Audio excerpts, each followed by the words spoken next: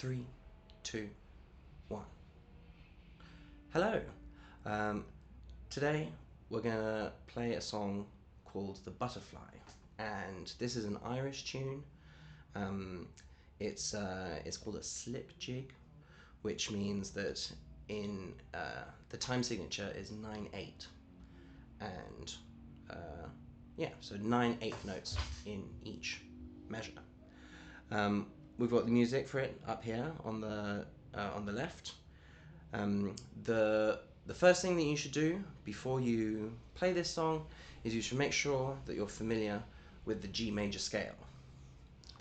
On the violin, on the G major scale is like your standard first position that you learn, just like A major, but on the low strings.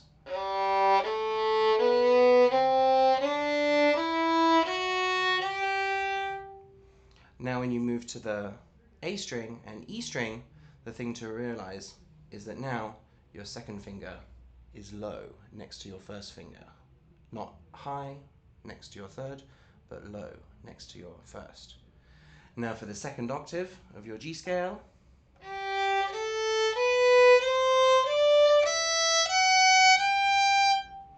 and it's good to practice your third and fourth fingers on the E string too.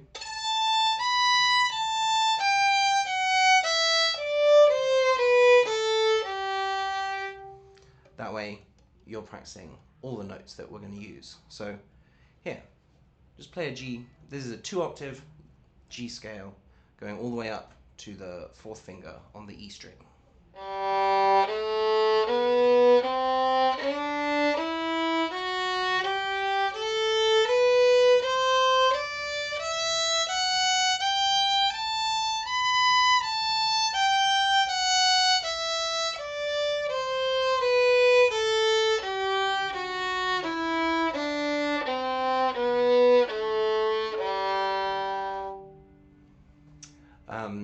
And then the other thing that's good to practice is your G arpeggio.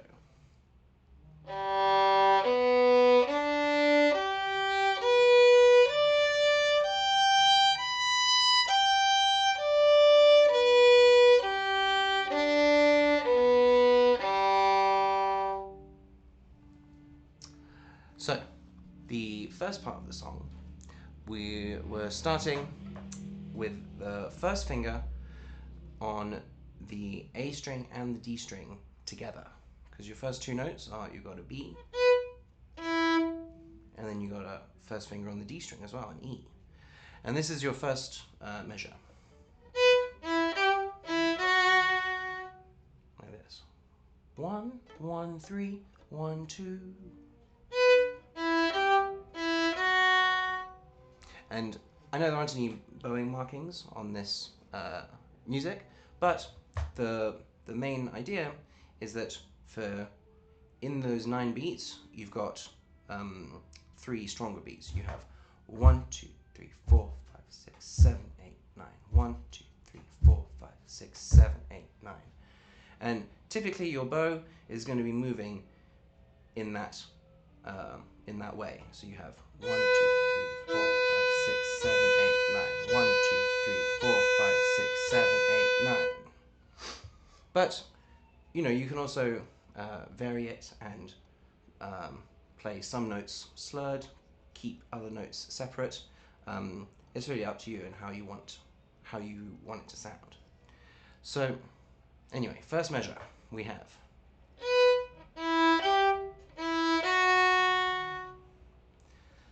Second measure is almost the same, but instead of landing on the second finger D, we move down like that at the end. So we have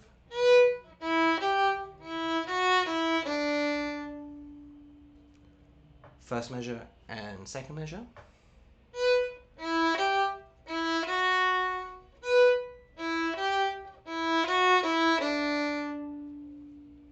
Now that's already something that you can practice and loop it until it becomes easier.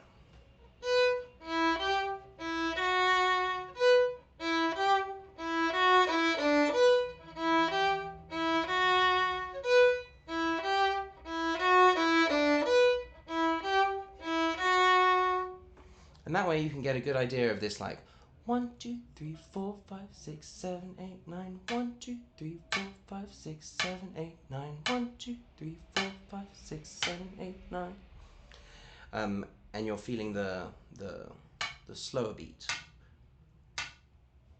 like this.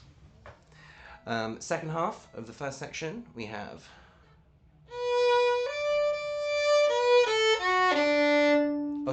third part is the same as the first part. But then we have this part. This is the fourth measure.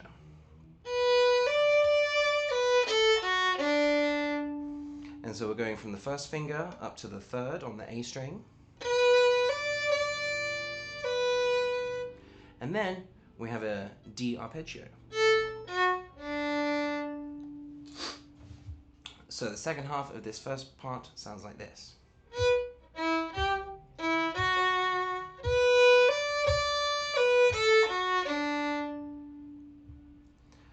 Now if we put all that together,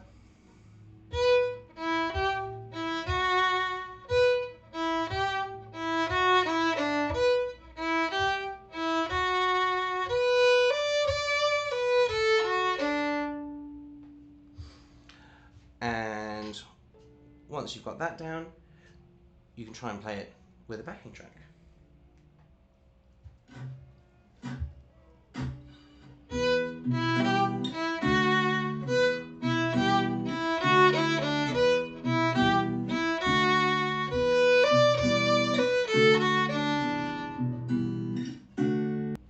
And then once you've got all of that, then you can try to play it with a backing track.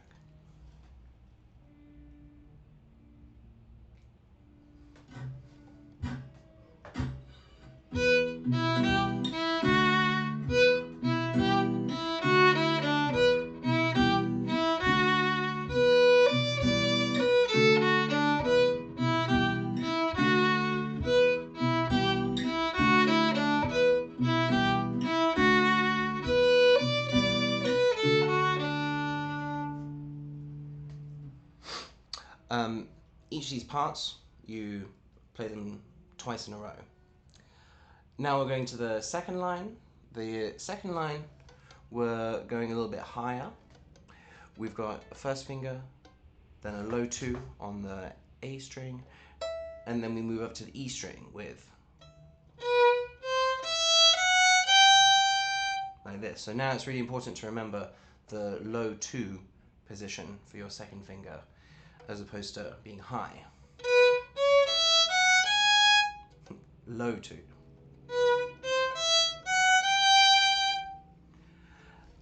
The second bar, we have you want to try and put your second finger on both strings, because you're going from the A string straight to the second finger on the E string. And so for that, you don't want to lift your finger and then move it. You want to just place it down like that. And then we have an open E string, and then 3, 1, open on the A string. So let's do that.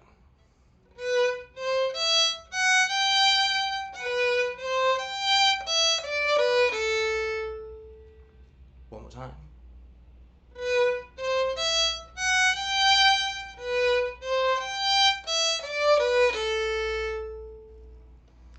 Your second half of this second part now goes all the way up to the fourth finger on the E string. The beginning part is the same as the first part, but now you just keep going up. And then you've still got this open E, 3, 1, open A at the end of it. So the first part,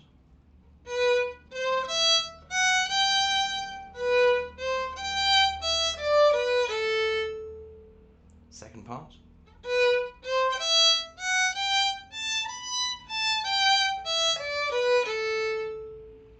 and then when you put it together,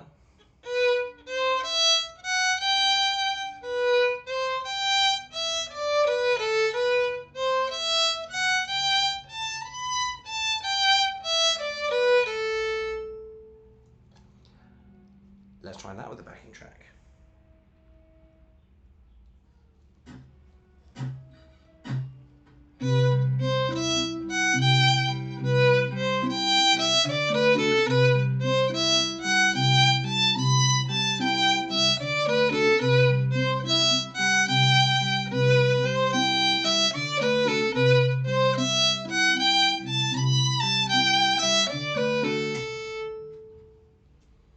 Very nice, and now we've just got one part left, which is the third part.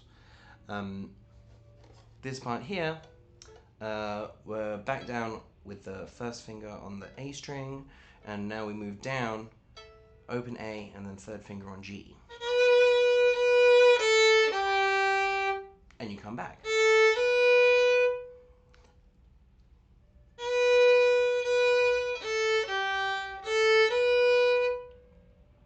Now I have a little 12. We've got 1 0 1 3 1 0.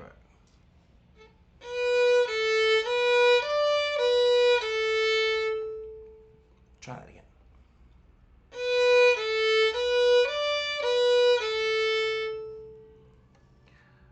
If we play the first half of this section, it's going to sound like this.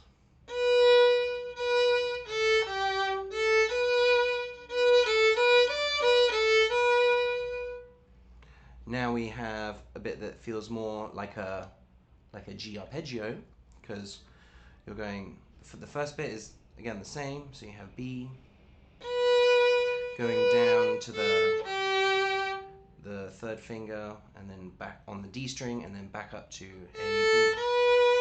Now I have a third finger and a low 2.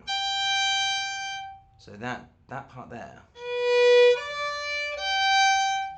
that comes from your G arpeggio.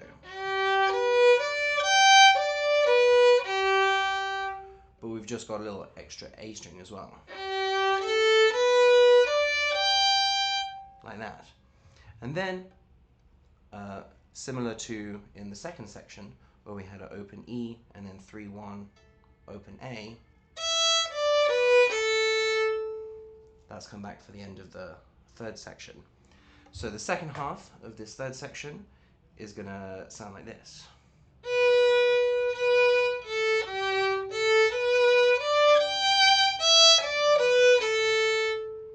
One more time.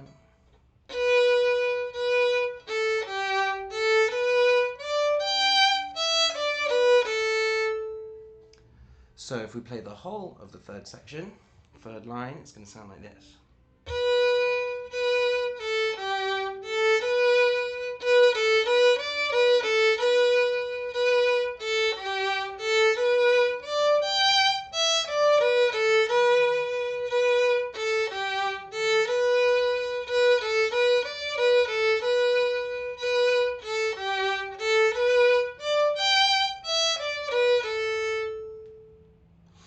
Alright, now something that I like to do in this song, in the third section it says that the chords go back to E minor and D, and that they're the same as the first section.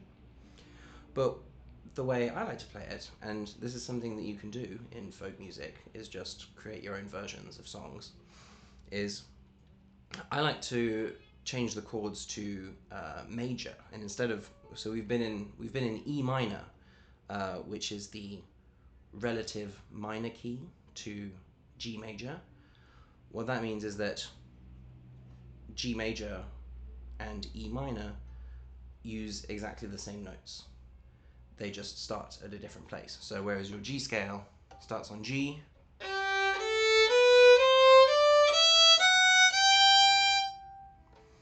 if you play E minor, you're going to have exactly the same key signature. So all the notes are natural except for F, which is F sharp, and it just sounds similar but different because we're starting in a different place. We're starting on E now.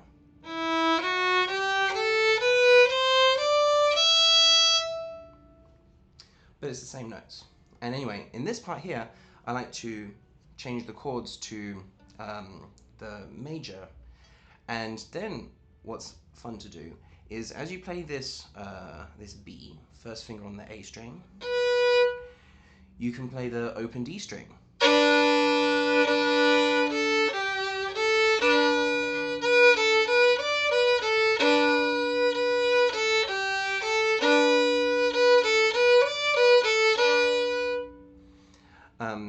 And then what you can do as well is when you go down to the third finger on the D string,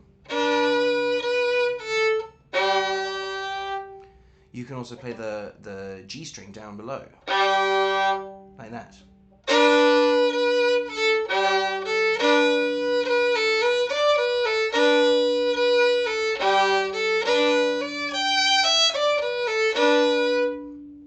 And that's just a nice way to add some open strings into your playing. And if you want to be really impressive, you can try a triple stop at the beginning, where you play the open G string, open D string, along with your first finger.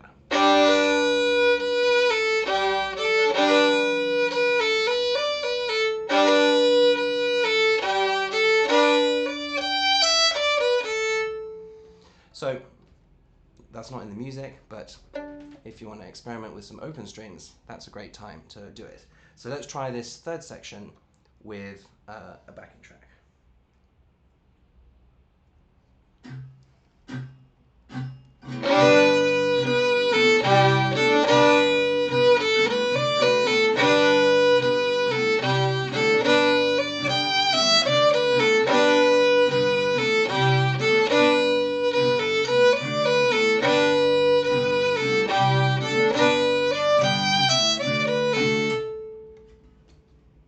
There you go. So you should practice these sections by themselves and just loop them until they become easy. And then you can try and do the whole thing. So this is the whole thing, but still at a pretty slow speed.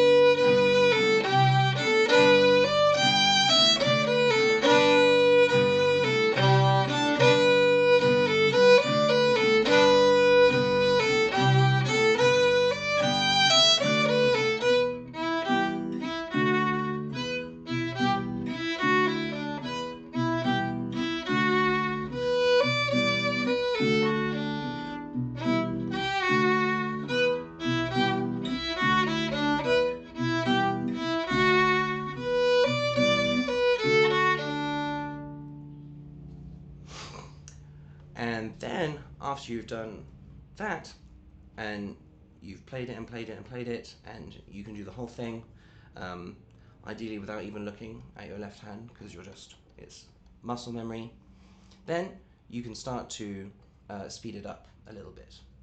It doesn't have to be too fast, but you definitely want it to be a little bit faster than that. And for this, I really recommend using a metronome.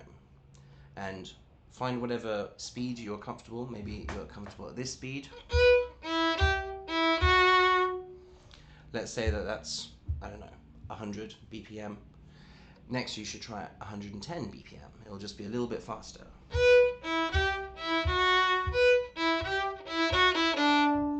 And then you can try 120 and then 130.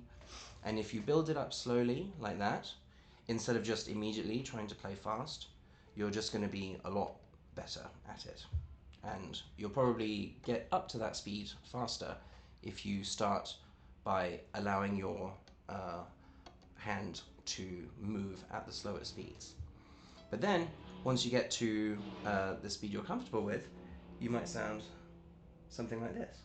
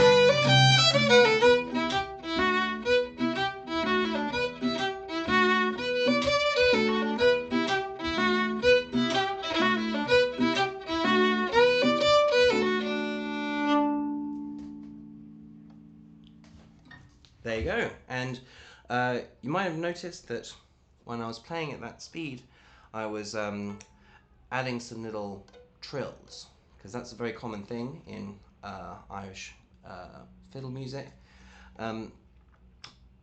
For example, in this in the third section, when you have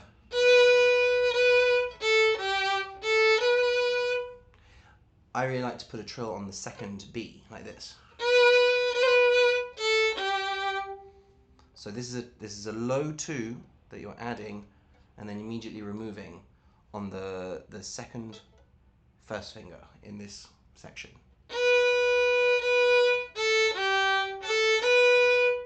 With the trill now.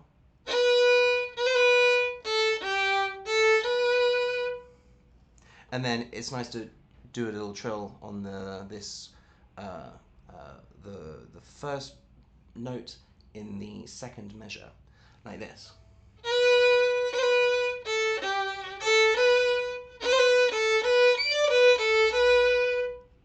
So sorry, that's actually not on the first note of the second measure.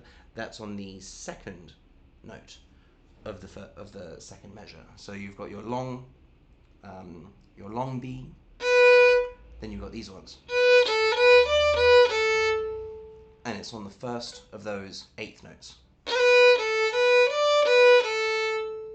So if you practice it slowly first, you'll have, and then you can try a little bit faster, and then, and sometimes the trills go so fast that you almost don't notice them. It just kind of gives a little, adds a little something to the rhythm of the song without really hearing the note itself. Let me play that slowly with the trills.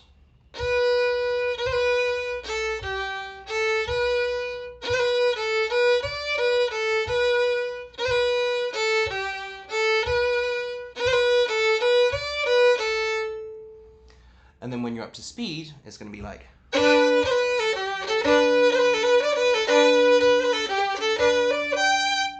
Now, another trill that I like to do is that when you get to this low 2 on the E string, I like to do a trill with my third finger. And so now, the last measure of this third section, instead of sounding like this,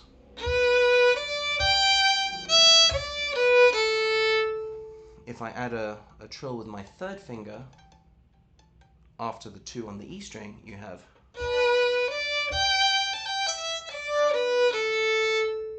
One more time.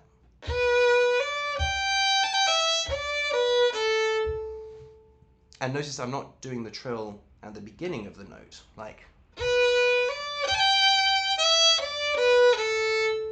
It's at the end. And so it's important to notice if you're doing the trill at the beginning of the note or at the end of the note. And here it's at the end to kind of add to the eighth notes at the end. Like that. And let me see if was there another one. And then so when you're doing this first part, when you have this 2-1 open D, it's nice to put a little trill on the in between the second and first finger, like this. One more time. And then up to speed.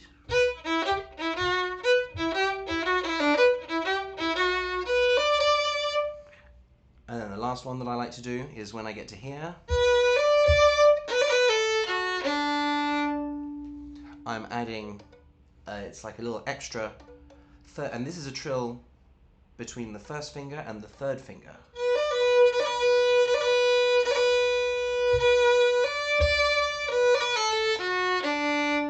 Slowly.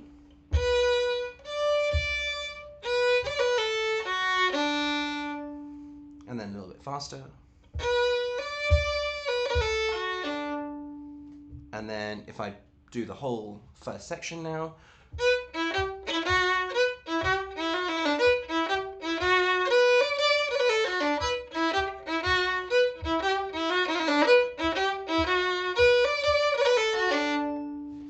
and so these trills are just that's something that you can experiment with, and you can see which notes sound good with trills. No, there's not really. I mean, there's like stylistic rules that people follow, but at the end of the day, it's a folk tune, and you know, when you listen, it's called the Butterfly, but when you go on YouTube and look up recordings of this, you'll notice that everyone plays it a little bit differently, and that's kind of one of the joys of folk music, is that sometimes these little imperfections or things that you do differently, they kind of just become part of your style, and so you should embrace that. All right, enjoy.